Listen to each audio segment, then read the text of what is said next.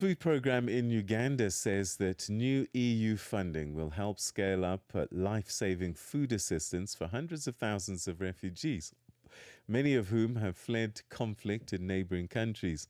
The UN agency has welcomed a 3 million euro contribution from the EU's civil protection and humanitarian aid operations to support cash-based transfers for some of the most vulnerable households. Uganda hosts more than 2 million refugees across 13 settlements, and this is the largest refugee population in Africa. We're now joined from Kampala by Badre Bahaji, who's the head of partnerships at the World Food Programme Uganda Country Office. Thank you so much indeed for joining us, and welcome to the program, Badre. Thanks for having me. Good morning. So, Uganda is dealing with multiple crises at the same time, a massive refugee population, a funding collapse, and now an active Ebola outbreak. How does this 3 million euros contribute in this context with so much to deal with? Oh, thank you so much. So, every contribution really is helping us, reach another milestone. And I think, as you rightly put it, the country is facing multiple crises at the same time, and we're trying to beat them one after the other. And I'm sure you've seen that this EU contribution is helping us to distribute digital cash transfers to refugees, meaning that the food assistance we're giving them, they receive it on a mobile wallet or with an ATM card, which then they can use without having to go and queue for food assistance. They can go to the local market. We don't have to have crowded food distribution sites, meaning, we're preventing the spread of Ebola. So, the World Food Programme's been forced to cut the number of refugees that it feeds from 1.6 million a year ago to around 663,000 today. This must be very challenging for you in terms of deciding who gets assistance and who doesn't. How does the numbers work? It is very difficult, and it was a heartbreaking decision that we had to make. This is the largest refugee hosting country in Africa, 2 million refugees, you rightly mentioned. So we had to make tough choices, and out of the funding that was available. So we look at vulnerability. We look at who is, I don't know, a new arrival, who is a single mother, who has a child with disability, and we have to prioritize those ones. That doesn't mean that those who are not receiving assistance are not vulnerable. It just means they're less vulnerable, and we have to make those difficult decisions. I think you've just mentioned a short while ago about your digital payments. How has the Ebola outbreak affected your response and your assistance to refugees? Well, the first thing, obviously, is that the borders with the DRC, the Democratic Republic of Congo, are closed. So that has affected, let's say, the number of new arrivals that we used to receive. Last year alone, we received 150,000 refugees from South Sudan, Sudan, and the DRC. So now that the border with DRC is closed, we are receiving less people. But, those are porous borders. So obviously, there's a lot of, informal movements around that border. But in the way that it has affected us, I would say that we had to take some prevention measures. So anytime we do, um, malnutrition treatment interventions, we take advantage to do some Ebola prevention messaging. But I think, yeah, having in place already as this Ebola outbreak started, this capacity to move to digital cash transfers, avoiding the need for people to actually queue and crowd in those distribution sites. I think it's really helpful in this time.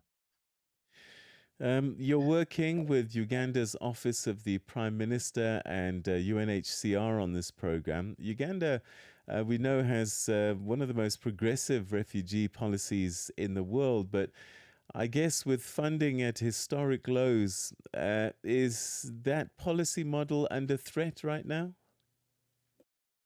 I mean, Uganda prides itself as being, has having been an exporter of refugees and now being the largest refugee hosting country. And I think it's part of that progressive policy indeed.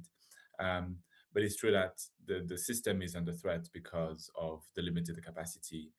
The government is doing its part. The international community is doing its best to also support the government. And we're trying to find solutions to make things more efficient. We're trying to find solutions to also help refugees put food on the table, help them become more self-reliant so that they don't depend on humanitarian assistance alone. But the needs are huge. How did Uganda end up with so many refugees? I mean, there are a number of countries neighboring that some might say should be assisting more. I think the reality is peace. Refugees, the first, every time I go myself to those reception centers, meeting refugees who have just crossed the borders after difficult journeys, whether it's from Sudan or from Ituri or from South Sudan, the first thing they tell you is they want peace. They want to sleep peacefully with their children, and that's what they're looking for. The government of Uganda is at least providing that stability, while other partners like UNHCR, WFP, and others are trying to come in with our mandates. I think that's ultimately what it comes down to. What is the biggest need for you, and in terms of being able to assist these refugees? What do they need? What are they requiring apart from peace and shelter? Every time I meet with refugees here, they're not asking for a handout, they're asking for a hand up. It means that they are very grateful, of course, for the assistance of the EU and others who are coming to provide them this cash that they can use then in the local markets to buy the food they prefer, which, by the way, is also good for the nationals, the host communities, because when you give cash, they buy food in the local markets, and those local traders are usually national. So it helps with the social cohesion, right?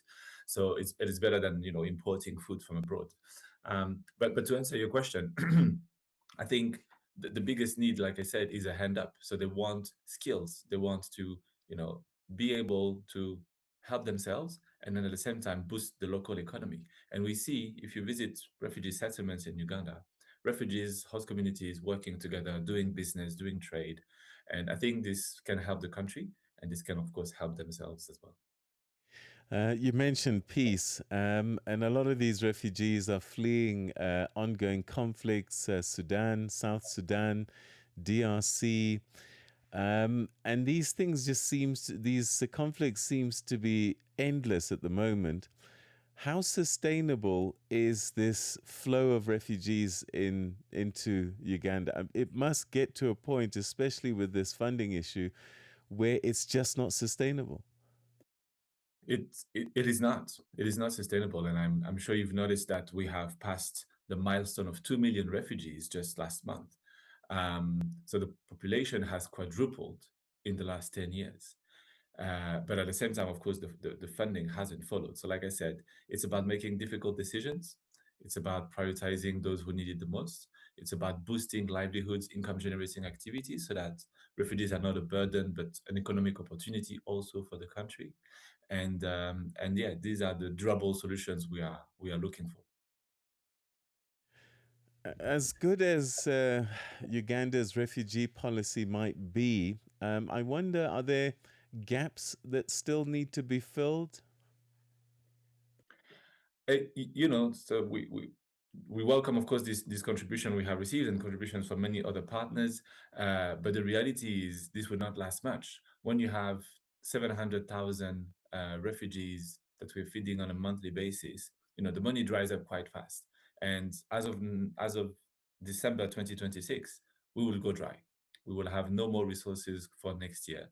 So we are actively looking for more resources, more partners to come in to help us, feed refugees, but also find those innovative solutions to make it more durable.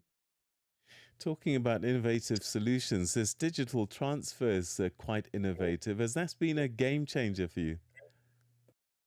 It's been a game changer in terms of course, one, efficiency. It's much easier to do a online transaction, sending money from our server to a phone number than having to transport food all the way from I don't know which country and then put it in a warehouse and with all the risks associated with it. So that's one. Of course, it's a gain for the refugees themselves. Like I said, you go to those places where we used to distribute food, and now we distribute it in cash, and you see the markets have blossomed because now the people are receiving cash. They can buy food in the local market. They can buy the food they prefer, and they can save a little bit, and then what they save, they reinvest it in small businesses. So it is a game changer.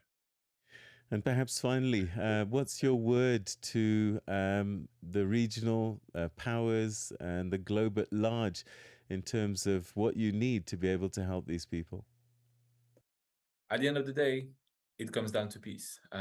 As much as Uganda has been generous, has been, consistent with its progressive refugee policy, the system is under pressure. And I think unless peace comes in East Africa, we will still have to come in and have the same problems. And really, what we don't want that situation to continue for another decade. Badre, thank you so much indeed for joining us, and thank you for the work that you're doing in the region. Thanks for your time. Thank you for having me. That was Badre Bahaji, who's the head of partnerships at the World Food Programme Uganda, speaking to us from Kampala. Funding crisis, refugees. Uganda has been praised for the work that it continues to do in the region. And yeah, sadly, despite this huge injection by the EU, 3 million euro contribution from the EU's civil protection and humanitarian aid operations to support the cash-strapped work that's being done in Uganda. Sadly, it's just not enough. It is just not enough. And Uganda has done its fair share of taking care of refugees, and perhaps a message to other countries that maybe they need to step up and assist their African brothers and sisters that find themselves fleeing conflict, such as that in DRC, Sudan, South Sudan. We all need to pull together. Okay, it's now time, it's 7 o'clock Central African time, which means it's time to start the second hour of the program, Channel Africa's Rise and Shine with Peter Ndoro and Sepiso Makwetla. And we begin with the news as we say good morning once again to Jualane Tulo Ngwepe. It's 7 o'clock.